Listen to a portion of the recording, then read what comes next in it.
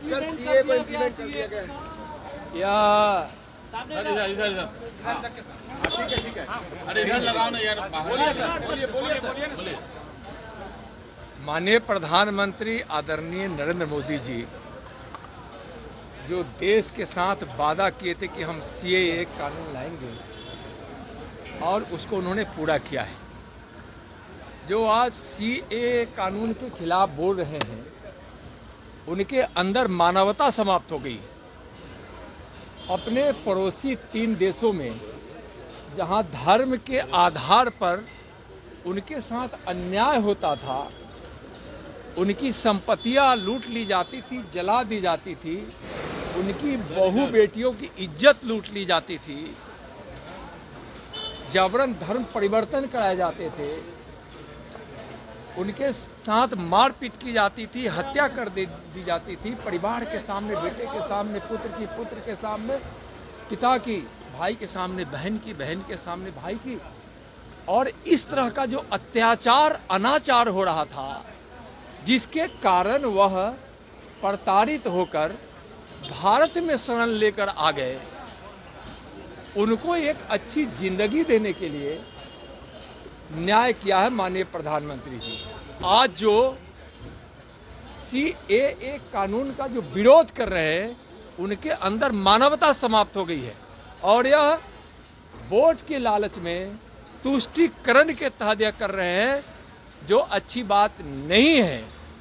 बंगाल है, तमिलनाडु, केरला है, ये जैसे राज्यों में बोले कि ये लागू नहीं है। देखिए वो जो भी हो, कोई राज्य हो, कोई पार्टी हो या कोई व्यक्ति हो, अगर इस कानून का विरोध कर रहा है, इसका मतलब है कि उसके अंदर मानवता समाप्त हो गई है और सत्ता के लालच में, वोट के लालच में, तुष्टीकरण के तहत इस प्रकार का वो विरोध कर रहे हैं। लागू होगा क्या सर? सीट बंटवारे को लेकर क्या कुछ हो रहा है? पूरे देश के लिए यह कानून आया। सीट बंटवारे को लेकर किस तरीके से?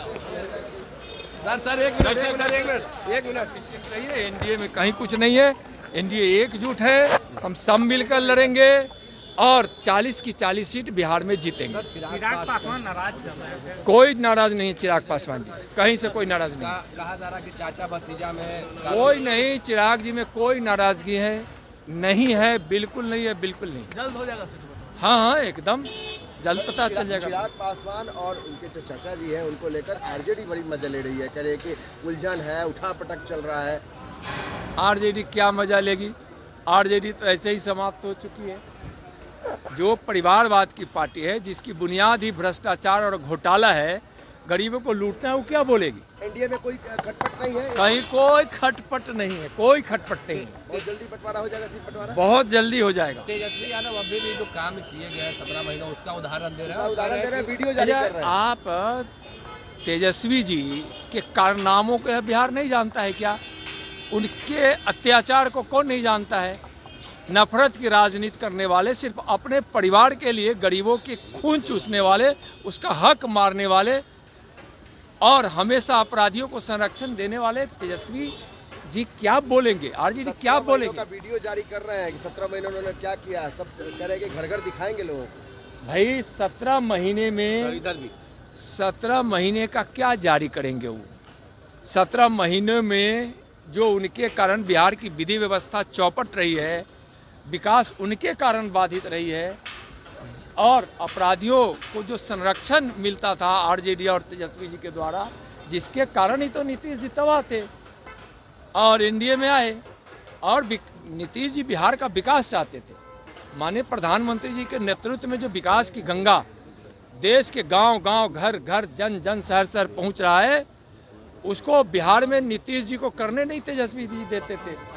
तो वो अपराधियों को संरक्षण देने वाले, लूट खसोट की राजनीति करने वाले, भ्रष्टाचार और अब परिवारवाद की नीति के तहत राजनीति। तो ऐसे ही तमाम खबरों के लिए आप सभी बने रहिए हमारे साथ और देखते रहिए बिहार उज्जवल न्यूज।